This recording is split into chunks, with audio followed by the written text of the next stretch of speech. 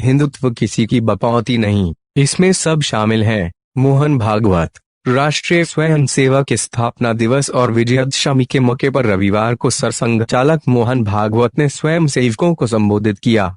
मोहन भागवत ने इस संबोधन में अनुच्छेद 370, राम मंदिर, नागरिकता कानून और चीन के साथ गतिरोध और कोरोना जैसे कई मुद्दों पर बात की। उन्होंने विपक्ष पर राजनीतिक महत्वाकांक्षा के लिए देश विरोधी व्यवहार करने का आरोप लगाया। संघ की ओर से शस्त्र पूजा और विजयादशमी का यह कार्यक्रम इस बार नागपुर में डॉक्टर हेडगेवार स्मृति मंदिर परिसर में किया गया। मोहन भागवत ने अपने संबोधन की शुरुआत ही उन मुद्दों को लेकर की जो कोरोना वायरस महामारी के शुरू होने से पहले चर्चा में थे। उन्होंने कहा, मार्च में लॉकडाउन शुरू होने के बाद बहुत सारे देश विदेश के विषय चर्चा में थे, लेकिन वो सारे दब गए और उनकी चर्चा का स्थान इस महामारी ने ले लिया। विजयादशमी के पहले ही अनुच्छेद 370 प्रभावहीन हो गया। संसद में पूरी प्रक्रिया हुई। विजयादशमी के बाद 9 नवंबर को सुप्रीम कोर्ट का असंदिग्ध निर्णय राम जन्मभूमि को लेकर आया और एक इतिहास बना। एक मत से निर्णय था और सारे देश ने संयम के साथ स्वीकार किया।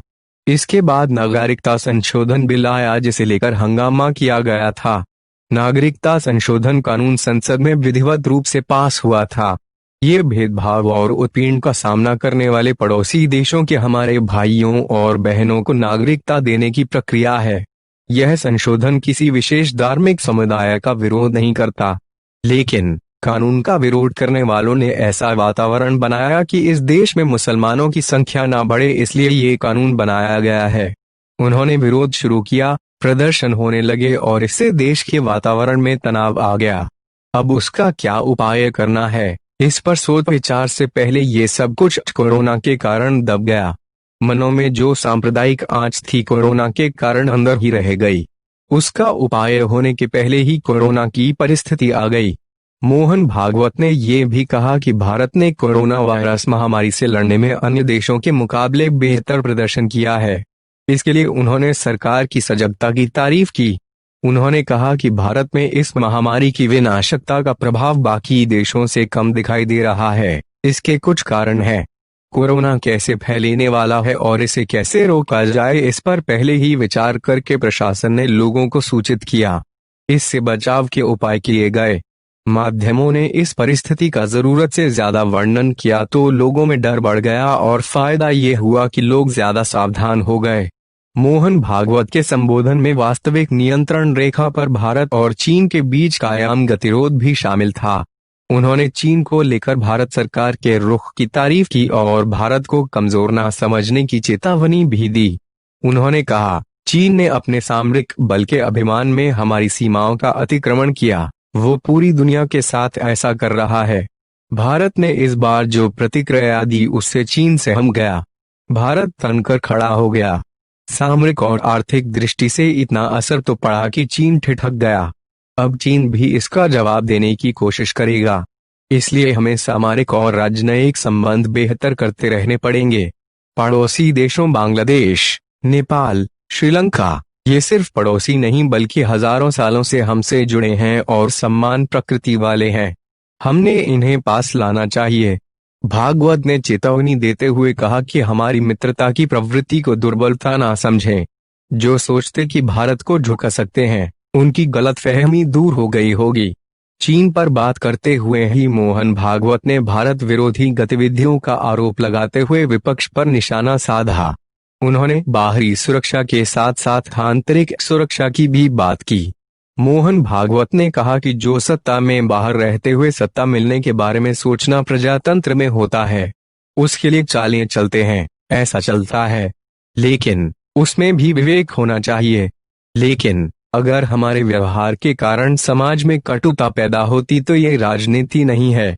भारत को कमजोर, जर्जर समाज बनाने के लिए काम करने वाली शक्तियां विदेशों और देश दोनों जगह हैं। उन्होंने कहा, कई लोग संविधान के विरुद्ध कानून को ताक में रखकर विरोध करते हैं। भारत तेरे टुकड़े हों ऐसा कहते हैं।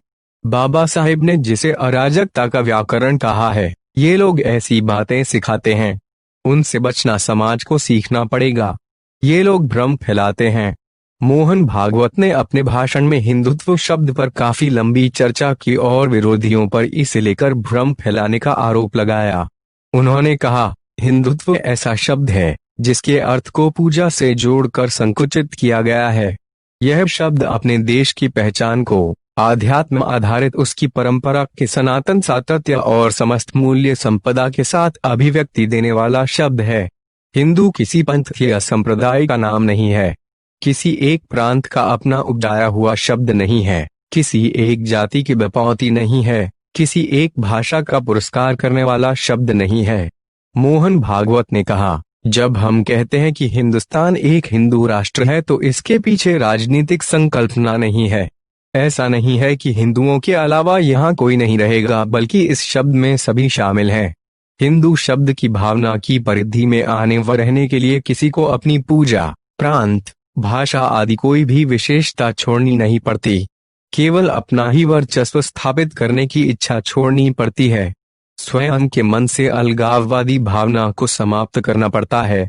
संघ प्रमुख ने कहा, हमारी छोटी छोटी पहचान भी है, हमारी विविधता है, कुछ पहले से थे और कुछ बाहर से आए जो यहीं शामिल हो गए। हिंदू विचार में ऐसी विविधताओं का स्वीकार और सम्मान है, लेकिन इस विविधता को कई लोग अलगाव कहते हैं। मोहन भागवत ने अप्रत्यक्ष तौर पर कृषि बिल का समर्थन भी किया। उन्होंने कहा कि ऐसी नीति चाहिए कि किसान अपने माल का भंडारण, प्रसंस्करण खुद कर सके, सारे मध्यस्थों और दलालों के चंगुल से बचकर अपनी मर्जी से अपना उत्पादन बेच सके। यही स्वदेशी कृषि नीति कहलाती है।